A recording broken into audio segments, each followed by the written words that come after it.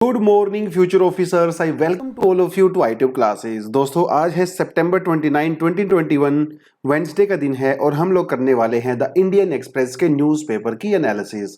मेरा नाम है सितेंद्र चौधरी और रोज की तरह आपके लिए कुछ सिलेक्टेड टॉपिक्स हम यहाँ पे लेके आए हैं। देखते हैं आज कौन कौन से टॉपिक हम लोग करने वाले हैं। चलिए, फ्रंट पेज पे आपके सामने कोई न्यूज़ है, पूरी की पूरी पॉलिटिकल न्यूज़ है, इसीलिए फ्रंट पेज पे आज आपको कोई भी न्यूज़ पढ़ने की ज़रूरत नहीं है क्योंकि यूपीएससी के हिसाब से यहाँ पे कोई न्यूज़ इंपॉर्टेंट है ही नहीं। हम सीधा बढ़ते हैं पेज नंबर 7 के ऊपर। यहाँ पे जो सबसे पहली न्यूज़ है वो आती है, amid census calls data show nearly half of the rural homes are OBC. OBC का मतलब होता है अदर बैकवर्ड क्लास। हमारे पास 3 क्लास होती हैं, एससी क्लास होती है, एसटी क्लास होती है और ओबीसी क्लास होती है, एक जनरल कैटेगरी होती है। तो कुछ समय पहले एक एनएसएसओ ने, मतलब national statistical office, ministry of programme and implemented statistics ने, इसने 2009 में एक सर्वे किया था। उस सर्वे में ये पाया कि हमारी कंट्री में लगभग, रूरल एरिया की मैं बात कर रहा हूँ, मतलब ग्रामीण क्षेत्रों की बात कर रहा हूँ, वहां पे लगभग 44.5% लोग ओबीसी क्लास से बिलोंग करते हैं। और इनमें जो सबसे ज्यादा पॉपुलेशन है वो आती है आपकी तमिलनाडु में, यानी कि तमिलनाडु में गांव में, रूरल एरिया में सबसे ज्यादा ओबीसी लोग रहते हैं, ऐसा इस सर्वे में कहा गया है।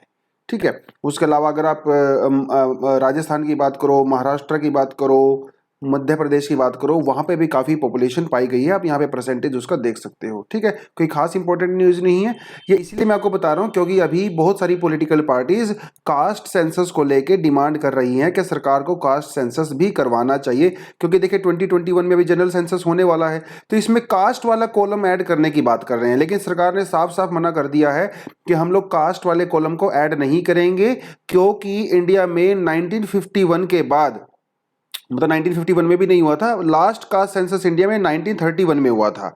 उसके बाद इंडिया में अभी तक कास्ट सेंसस नहीं किया गया है।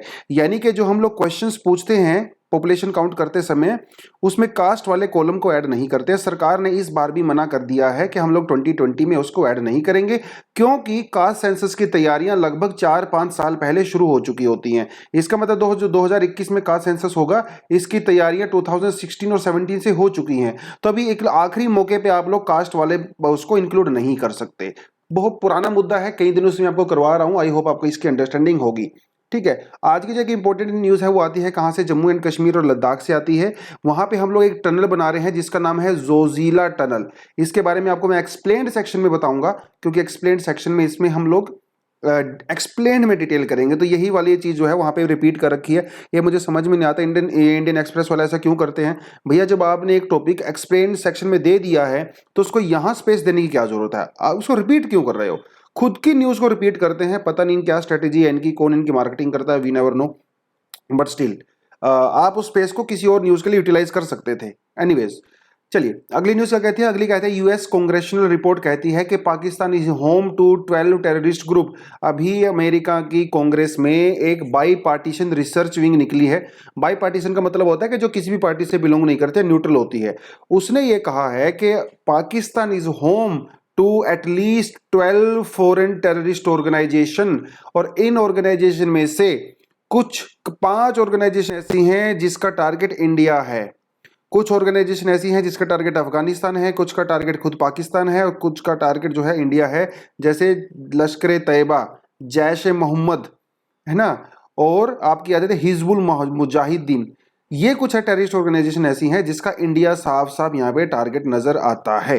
ठीक है, क्योंकि देखिए जैश ए मोहम्मद को 2000 में बनाया गया था, मसूद अजहर ने इसको फाउंड किया था, और बाद में जो इंडियन पार्लियामेंट पे अटैक हुआ था उसके अंदर जैश ए मोहम्मद की पार्टिसिपेशन देखा गया था, उसके लिए रिस्पॉन्सिबल थे। उसके अलावा लश्कर तैयबा जो है वो 2008 में जो मुंबई में अटैक हुआ था उसके लिए रिस्पॉन्सिबल माना जाता है। उसके अलावा एक और ऑर्गेनाइजेशन है जिसे कहा जाता है हुजी, कहा जाता है हरकतुल जिहाद इस्लाम, ये अफगानिस्तान के अंदर बेस्ड है। कई सारी ऑर्गेनाइजेशन ऐसी हैं जो इंडिया में बेस्ड हैं। तो ऐसा अमेरिका में कहा गया है। इसका मतलब अमेरिका भी इस चीज को एक्सेप्ट करता है कि Pakistan is a safe haven for many many terrorist groups. ठीक है। अगली न्यूज कहां से आती है? चाइना से आती है। China faces public backlash over the government move to restrict abortion.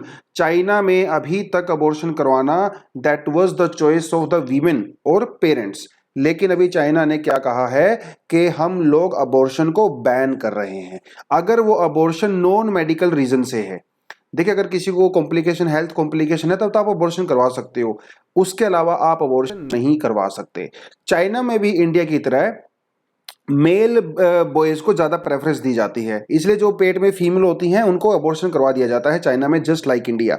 तो अभी चाइना ने कहा है कि हम इसको अलाउ नहीं करेंगे, तो उसकी वजह से वहाँ के जो लोग हैं, जो महिलाएं हैं, वो प्रोटेस्ट कर रही हैं। उनका यह कहना है कि चाइना ऐसा इसीलिए कर रही है क्योंकि चाइना की पॉपुलेशन कम हो रही है और चाइना चाहता है कि वो ज़्यादा से ज़्यादा बच्चे पैदा हों और उसकी लेबर फोर्स में पार्टिसिपेशन करें।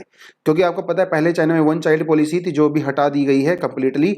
अभी चाइना में 3 चाइल्ड पॉलिसी है, मतलब आप 3-3 बच्चे पैदा कर सकते हो, देयर इज नो प्रॉब्लम। ठीक है, आज का एडिटोरियल सेक्शन ये है, इसको हम लोग थोड़ी देर में कवर करेंगे, इसको भी हम लोग थोड़ी देर में कवर करेंगे। आज 2 एडिटोरियल हम लोग कवर करने वाले हैं, लेकिन उससे पहले चलते हैं एक्सप्लेन्ड सेक्शन पे। आज करने को बहुत कुछ है, इसलिए आज थोड़ी क्लास भी लंबी हो सकती है। बात करते हैं आपके डिजिटल हेल्थ आईडी कार्ड की बात करते हैं। इफ़ यू नो कि हम लोगों ने इंस्टाग्राम के ऊपर ऑलरेडी इसके लिए काफ़ी अच्छी अच्छी पोस्ट डाली हैं डिजिटल हेल्थ आईडी को लेके। मोदी जी ने अभी अनाउंसमेंट की है under Ayushman Bharat digital mission. इन्होंने कहा है कि हम हेल्थ आईडी बनाएंगे। इस हेल्थ आईडी में हम लोग हर किसी को 14 डिजिट का एक आईडी कार्ड बनेगा आपका, जिसमें आपकी पूरी हेल्थ की डिटेल होगी। ठीक है, इसको आप मोबाइल फोन से ही एक ऐप डाउनलोड कर सकते हो और अपनी हेल्थ आईडी बना सकते हो। इसके लिए आपको कहीं पे ज़्यादा घूमने फिरने की जरूरत नहीं है। आप वहीं पे अपनी आइडेंटिफिकेशन और ऑथेंटिकेशन करवा सकते हो यूजिंग योर आधार कार्ड। और अगर आपके पास आधार कार्ड भी नहीं है तब भी कोई समस्या नहीं है, आप अपने मोबाइल फोन से भी उस आईडी को बना सकते हो। आपके मोबाइल में ओटीपी आएगा जिससे आप रिकॉग्निशन कर सकते हो। देखिए, साफ साफ लिखा हुआ है, Aadhaar card is not mandatory here. ठीक है, और अगर आपका आधार कार्ड और मोबाइल नंबर से लिंक नहीं है तब भी आप इसको कनेक्ट कर सकते हो। आप जो है किसी प्रॉपर फैसिलिटी में जा सकते हो, आधार का हेल्थ फैसिलिटी में, वहां पर जाके आप उसको लिंक करवा सकते हो। हालांकि अभी हम लोग पैन कार्ड को इंक्लूड नहीं करते हैं, लेकिन ये ऐसा कहा जा रहा है कि फ्यूचर में आप पैन कार्ड के थ्रू भी इसको कर सकते हो। और इसका ये कहना है कि आपका जब भी मन करे आप उस आईडी को वहां से डिलीट भी कर सकते हो परमानेंटली, और आपकी मर्जी के बिना आपका डेटा किसी के साथ भी जो है उसको शेयर नहीं किया जाएगा। तो पहले आपकी परमिशन लगेगा। ठीक है, ये इन्होंने इसमें कहा है। अब ये कह रहे हैं कि इसका बेनिफिट क्या होने वाला है। देखिए, इसके बहुत सारे बेनिफिट होंगे। इसका बेनिफिट होगा increase in the ease of living.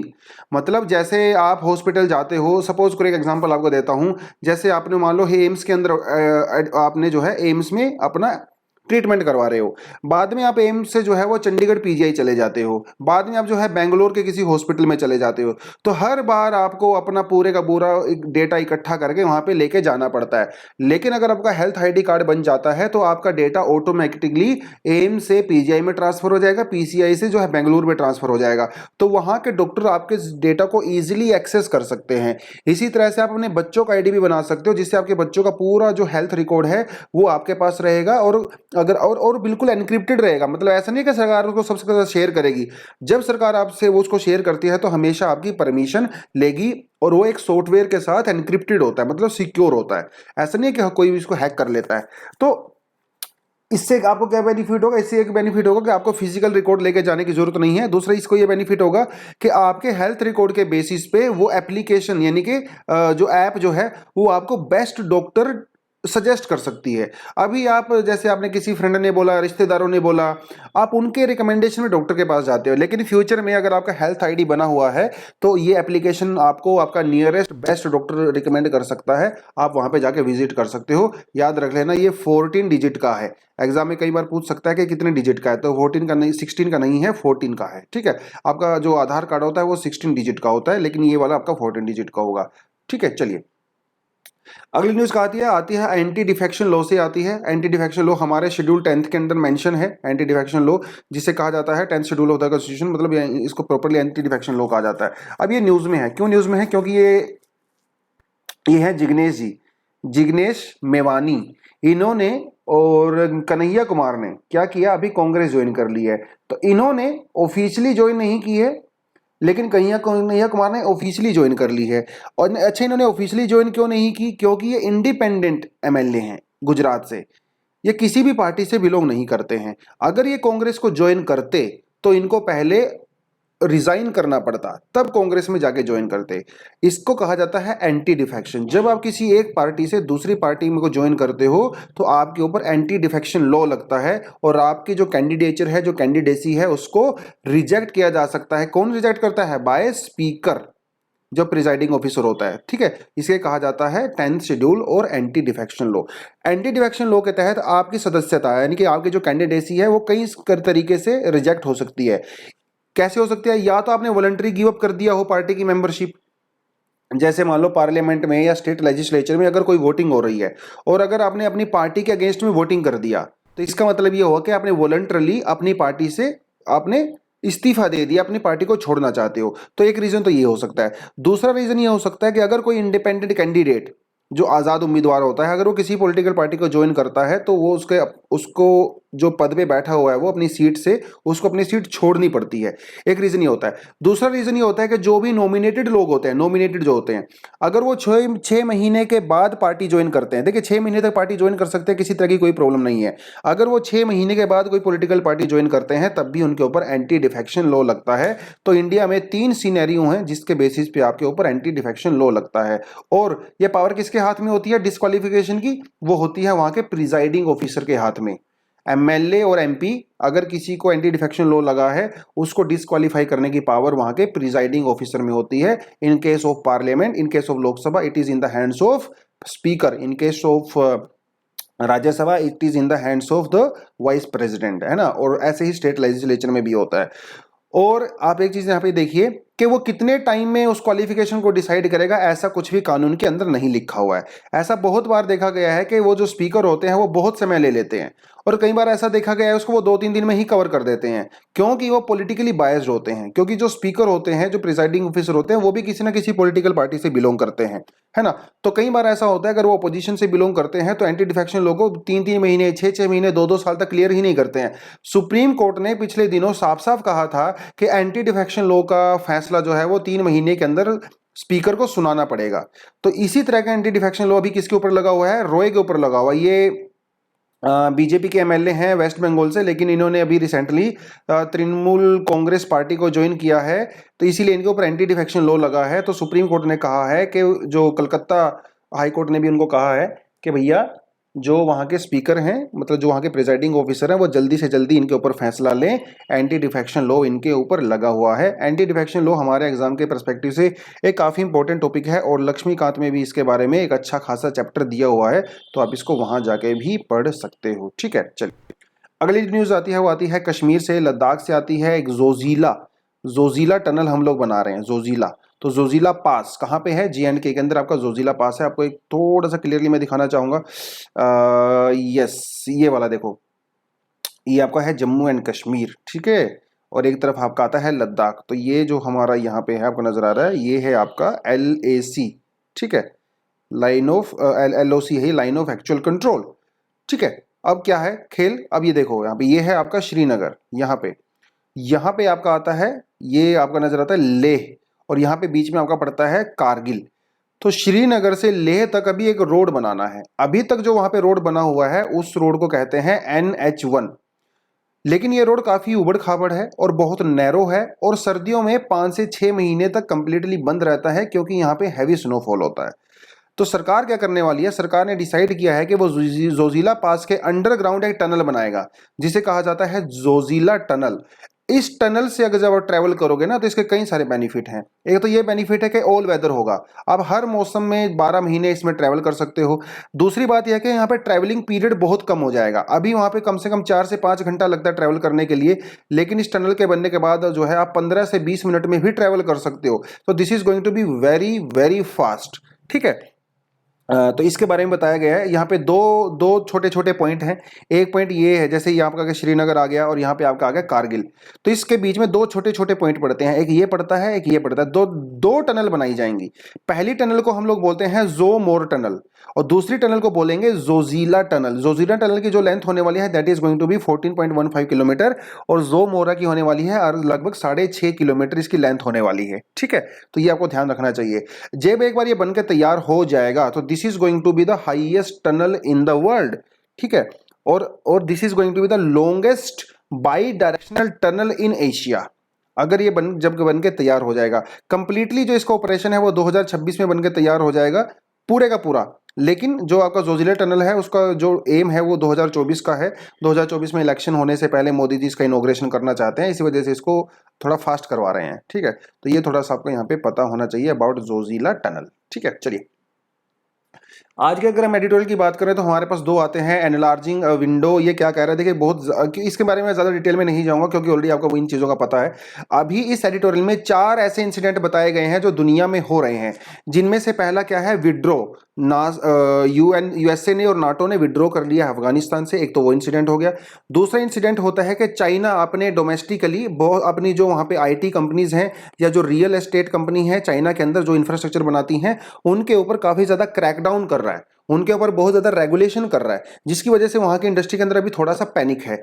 तीसरा जो इंसिडेंट है वो है ओकस वाला। ऑस्ट्रेलिया, यूके और यूएसए ने एक डिफेंस डील किया है इंडो पैसिफिक में, जिसमें ऑस्ट्रेलिया को यूके और यूएसए न्यूक्लियर सबमरीन प्रोवाइड करवाने वाले हैं, जिसमें हम काफ़ी अच्छे से डिटेल में पढ़ चुके हैं।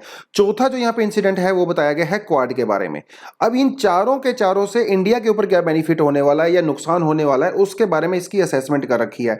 इन्होंने कहा है, मिस्टर श्याम सरन जी कह रहे हैं कि इन चारों जो इंसिडेंट मैंने आपको बताए हैं इससे इंडिया को बेनिफिट ज़्यादा होगा, नुकसान कम होगा। ठीक है, देखिए सबसे पहले बात करिए, इन्होंने अफगानिस्तान के बारे में बात कही है। शॉर्ट टर्म में अगर देखें तो अफगानिस्तान में इंडिया बैकफुट पे है क्योंकि वहां पे तालिबान काफी हार्ड लाइनर है, काफी रेडिकल है और इंडिया को अपोज करता है। लेकिन अगर अब लॉन्ग टर्म में देखो तो अफगानिस्तान के अंदर डेफिनेटली स्टेबिलिटी नहीं रहेगी, क्योंकि वहां पे ऐसा माना जाता है कि तालिबान के अंदर बहुत सारे ग्रुप्स हैं जो डेफिनेटली आपस में लड़ने लगेंगे। तो लॉन्ग टर्म में वहां पे इंडिया को बेनिफिट हो सकता है, शॉर्ट टर्म में नहीं है। दूसरी बात करते हैं चाइना के अंदर। चाइना में डोमेस्टिकली जो प्रॉब्लम इस समय चल रही है इंडस्ट्री में, वहां का रियल एस्टेट समझ लो या वहाँ का आईटी इंडस्ट्री समझ लो, इससे इंडिया को बेनिफिट होने वाला है, क्योंकि बहुत सारी कंपनी ऐसी हैं जो आजकल चाइना में थोड़ा सा अनईजी फील करती हैं, सिक्योर फील नहीं करती हैं due to so many reasons. तो वहाँ पे इंडिया के लिए एक अपॉर्चुनिटी हो सकती है। अभी मोदी जी जब यूएसए में गए थे तो वहाँ पे कई सारी बड़ी बड़ी कंपनीज को सीईओ के साथ भी उन्होंने मीटिंग किया था और इनको इन्वाइट किया था कि आप चाइना से की बजाय इंडिया में आइए, इंडिया में आपके लिए बेटर अपॉर्चुनिटी हो सकती हैं। हालांकि इंडिया में बेटर अपॉर्चुनिटी हो सकती हैं, लेकिन इंडिया में अभी भी कुछ प्रॉब्लम्स हैं। कौन कौन सी प्रॉब्लम है, जैसे एक तो यहाँ पे पॉलिसी अनप्रिडिक्टेबल है, नई सरकार आती है वो अपनी पॉलिसी चेंज कर देती है, तो इसलिए फॉरेन कंपनी इंडिया में श्योर नहीं हो पाती हैं। दूसरा है यहाँ पे रेगुलेटरी फ्रेमवर्क, बहुत ज्यादा रेगुलेशन है इंडिया में, आरबीआई हो गया या सेबी हो गया या कंपनीज हो गई या सरकार हो गई, बहुत ज्यादा रेगुलेट करती है। ब्यूरोक्रेटिक रेड टेपिज्म हमारे यहाँ पे बहुत ज्यादा है, मतलब बाबू लोग बहुत ज़्यादा रेगुलेट करते हैं। तो अगर इंडिया से ये समस्याएं दूर हो जाएंगी तो डेफिनेटली इंडिया एक इन्वेस्टमेंट फ्रेंडली कंट्री हो सकता है। उसके लिए इंडिया क्या कर सकता है, उसके लिए इंडिया बहुत सारी रीजनल जो पार्टनरशिप है वो कर सकता है, जैसे comprehensive progressive trans Pacific partnership है, ये कई सारी कंट्रीज का ग्रुप होता है।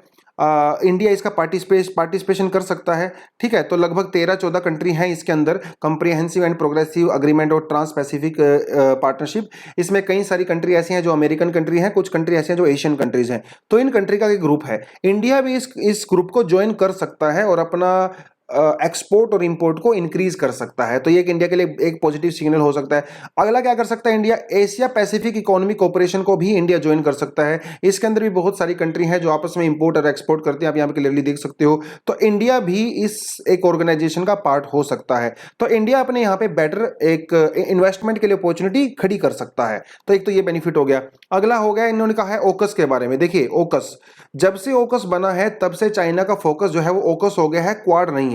तो आज के समय में क्वाड जो है वो चाइना के सेकेंडरी एजेंडा में है और ओकस जो है वो प्राइमरी एजेंडा में है। अब इससे होगा क्या, इससे ये होगा कि चाइना का ज्यादातर फोकस वो अपने ईस्ट साइड में हो जाएगा, पैसिफिक साइड में, जिसकी वजह से कुछ समय तक हो सकता है चाइना इंडिया वाले एंगल को इग्नोर कर दे, यानी कि लद्दाख और JNK को इग्नोर कर सकता है, क्योंकि चाइना का फोकस अभी वहां पे हो गया है। तो इंडिया को भी थोड़ा समय मिल सकता है अपने आप को प्रिपेयर करने के लिए बेटर तरीके से, है ना। तो एक वो बेनिफिट हो सकता है। क्वाड को लेके भी इंडिया को लॉन्ग टर्म तो बेनिफिट है ही, क्योंकि जापान और ऑस्ट्रेलिया के साथ हम लोग अच्छा कोलैबोरेशन कर रहे हैं। तो इस एडिटोरियल में यही समझाने की कोशिश की है ओवरऑल कि भैया ये जितने भी जो आजकल इंसिडेंट और जो हैपनिंग्स हो रही है अराउंड द वर्ल्ड, इसमें इंडिया को बेनिफिट ज्यादा है, नुकसान काफी कम है। ठीक है, तो यही इसके बारे में बता रखा है। चलिए अगला क्या कहता है, वो कहता है अटलांटिक नीनो इफेक्ट। देखिए अभी रिसेंटली क्या हुआ, एक थोड़ा फनी घटना हुई। ये हुई कि मध्य प्रदेश के कुछ किसान जो है वो सुप्रीम कोर्ट में चले गए और उन्होंने आईएमडी यानी कि इंडियन मेटीरियोलॉजिकल डिपार्टमेंट के अगेंस्ट में एक पीआईएल फाइल किया। उन्होंने कहा कि आईएमडी की जो प्रिडिक्शंस थी मॉनसून को लेके वो कंप्लीटली गलत हो गई, जिसकी वजह से उनको काफी ज्यादा नुकसान हुआ।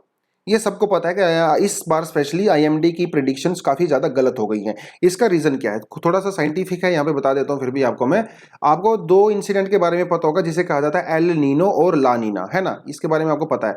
और हमें ये भी पता है अपने बेसिक नॉलेज से कि जब जब ला नीना आता है तो मानसून स्ट्रांग होता है, और जब तक एल नीनो आता है तो हमारा मानसून वीक होता है।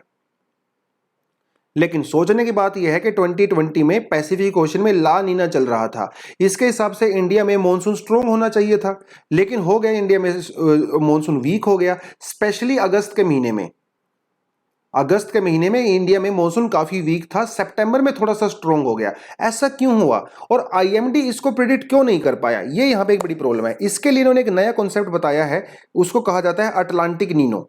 अटलांटिक नीनो एक एल नीनो का कजन होता है, मतलब छोटा एल नीनो होता है जो अटलांटिक ओशन के अंदर होता है, जो हमारी मॉनसून को इंपैक्ट करता है। देखिए पैसिफिक ओशन और इंडियन ओशन दोनों आपस में डायरेक्टली कनेक्टेड है, ये बात तो समझ में आती है कि पैसिफिक ओशन के अंदर जो चेंजेस हो रहे हैं वो इंडियन ओशन के अंदर भी होंगे, समझ में आता है। लेकिन अटलांटिक ओशन के अंदर जो चेंजेस हो रहे हैं उसका इंपैक्ट इंडियन ओशन के ऊपर भी होता है।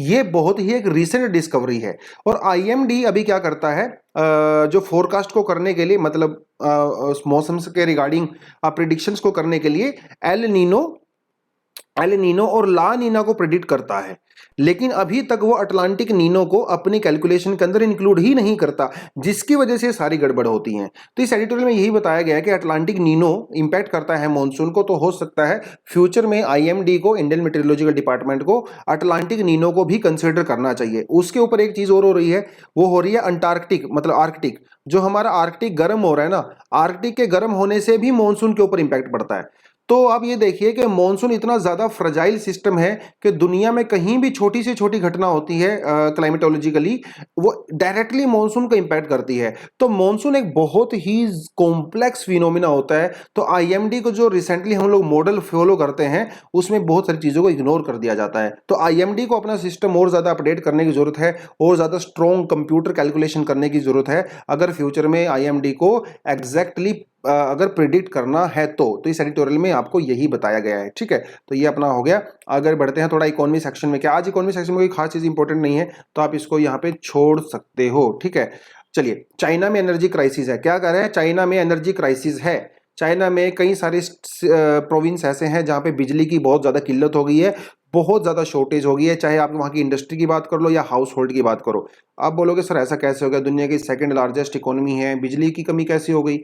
बिजली की कमी होगी वहां पे कोल की वजह से। इंडिया की तरह चाइना में भी बहुत सारी इलेक्ट्रिसिटी कोल से प्रोड्यूस होती है, और चाइना का जो सबसे ज्यादा कोल इंपोर्ट करता है वो करता है ऑस्ट्रेलिया से। And you very well know कि चाइना के और ऑस्ट्रेलिया के रिलेशनशिप आजकल अच्छे नहीं है, जिसकी वजह से काफी ज्यादा कोल को बंद कर दिया गया है चाइना ने ऑस्ट्रेलिया से खरीदने से, और इसकी वजह से डोमेस्टिकली वहां पे प्रॉब्लम हो गई है।